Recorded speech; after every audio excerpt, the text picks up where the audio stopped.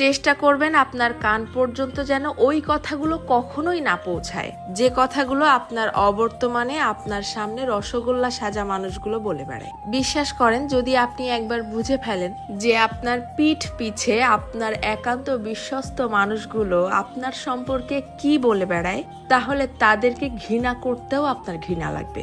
যদি আপনি বুঝে ফেলেন আপনার কান পর্যন্ত কোনো কায়দায় যদি কথাগুলো চলেও আসে, তখন আপনি এমনিতেই নিঃশব্দে মেনে নিতে বাধ্য হবেন যে আপনার আশেপাশে আসলে আপনার বিশ্বাসযোগ্য কেউ নেই। যখন কেউ আপনার প্রশংসা করবে, সেটা তারা কোনো রকম রিয়াকশন ছাড়াই চুপচাপ শুনবে।